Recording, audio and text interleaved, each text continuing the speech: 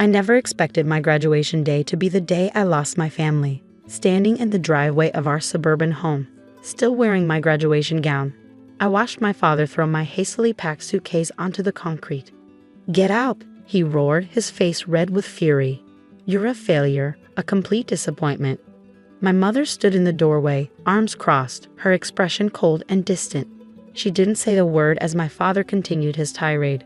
Behind them, my brother Marcus smirked, already the golden child, now the only child worth mentioning.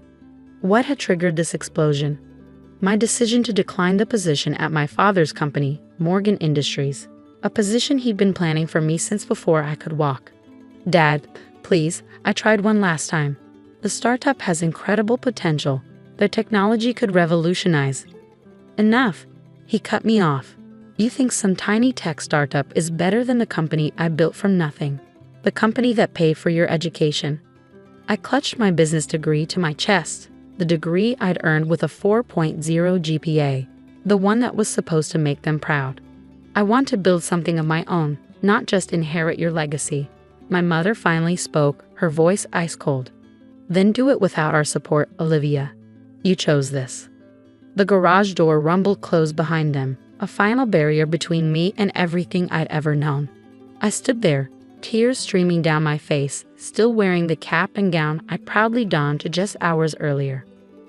I had $2,473 in my bank account, a suitcase full of hastily packed clothes, and nowhere to go. 10 years later, I still remember that day with perfect clarity.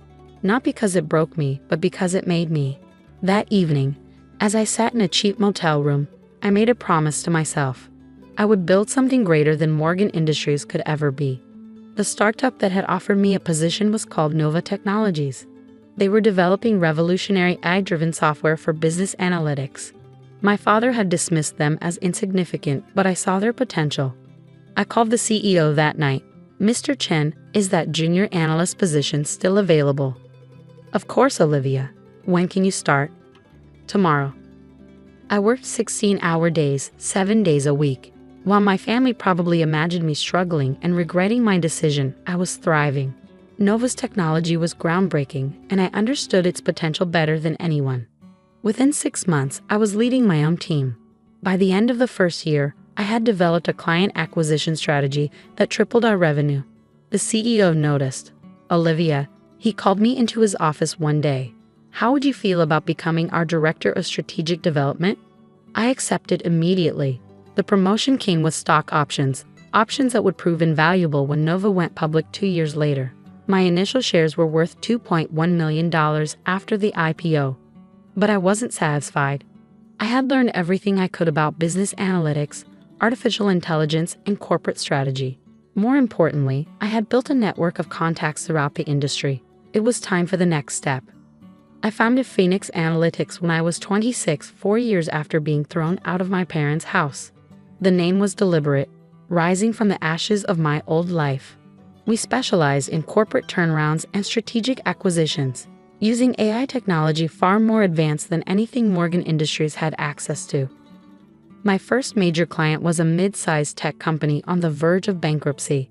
Using our proprietary analytics software, we identified inefficiencies, restructured their operations, and turned them profitable within 8 months.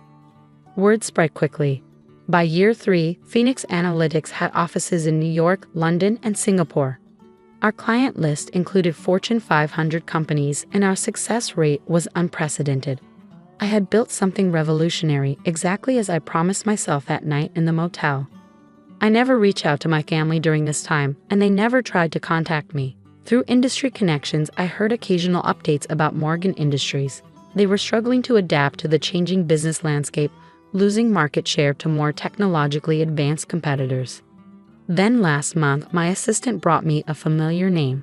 Morgan Industries had posted its worst quarterly results in 30 years. Their stock was plummeting and rumors of bankruptcy were swirling. I sat in my corner office on the 50th floor of the Phoenix Analytics building, looking out over the city skyline. On my desk lay a detailed analysis of Morgan Industries, every weakness, every failing, every opportunity for takeover. My father had always prided himself on building his company from nothing. Now I had built something bigger, something better. and I was about to show him exactly what his failure of a daughter had achieved. I picked up my phone. "Sarah, prepare the takeover documents for Morgan Industries and make sure my signature is clearly visible at the bottom." 10 years after being thrown out with nothing but a suitcase and a degree, I was about to become the owner of my father's precious company. But this was just the beginning. The real story would start when they opened that takeover notice and saw my name. The look on their faces would be priceless. The morning the takeover notice was delivered to Morgan Industries, I watched the security feed from my office. The courier handed the envelope to my father's assistant, who immediately carried it into the executive suite. My heart pounded as I observed my father open it, his expression changing from confusion to shock to pure rage. Through the camera feed, I saw him grab his phone, hands shaking. Seconds later, my private line rang. "What is the meaning of this?" His voice trembled with barely contained fury. "Hello, Dad," I said calmly. "I see you received the notice." "Phoenix Analytics. You're behind Phoenix Analytics." The disbelief in his voice was almost comical. "Founder and CEO," I confirmed. "Would you like to discuss the terms of the takeover in person?" Silence filled the line. "Then, be here in an hour." "No," I replied firmly. "My office, 2 p.m. Bring Mom and Marcus, they should hear this too." Before he could protest, I added, "Unless you prefer I proceed with an immediate hostile takeover." I hung up, savoring the moment. 10 years ago, he'd thrown me out of this house. Today, he would come to my office on my terms. At exactly 2 p.m., my assistant's voice came through the intercom. "Your family is here, Ms. Morgan. Send them in." The door opened and they filed in. My father first, then my mother, and finally Marcus. They looked older, worn down by years of watching their company decline. My mother's perfectly maintained appearance couldn't hide the stress lines around her eyes. Marcus had lost his smirk, replaced by a look of barely concealed panic. "Please sit." I gestured to the chairs facing my desk. The floor-to-ceiling windows behind me offered a spectacular view of the city, a deliberate power play. "How dare you?" my father began, but I cut him off. "How dare I what, Dad? Build a successful company? Develop technology that revolutionized the industry? Or is it that I dare to buy up the company that was supposed to be my inheritance before you threw me away?" My mother's face tightened. "We didn't throw you away. You chose to leave." "Really?" I pulled out my phone and played a recording. Their own voices filled the room. "Get out. You're a failure." The words echoed off the walls of my corner office. "I keep this as a reminder," I said quietly. "Every time I doubted myself, every time I wanted to give up, I played this recording.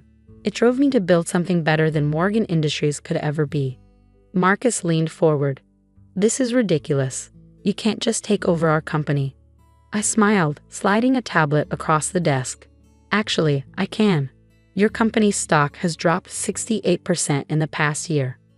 You've lost market share to competitors with superior technology. Your board of directors has already approved the takeover. They know it's the only way to save the company from complete collapse." My father's face had turned an alarming shade of red. "We don't need saving, especially not from you. Your quarterly reports say otherwise." I pulled up a holographic display showing their financial decline. "Your AI systems are outdated. Your analytics are years behind the competition. The only reason you haven't gone bankrupt is because of your existing contracts, which are expiring soon." I stood up, walking to the window. "Phoenix Analytics has developed technology that could transform Morgan Industries. We could save thousands of jobs, restore the company's reputation, and make it a market leader again." "And what do you want in return?" my mother asked, her voice sharp. I turned back to face them. "Nothing. I don't want anything from you. This isn't about revenge, it's about business. Phoenix Analytics needs a stronger presence in your market sector, and Morgan Industries needs our technology to survive. It's that simple." "Simple?" My father stood up, his hands clenched into fists. "You destroy everything I built, and you call it simple?" "I'm saving everything you built," I corrected him. "The only thing being destroyed is your ego." Marcus jumped in, desperate. "What about me? I've been running operations for years." "Yes," I nodded. "I've reviewed your performance.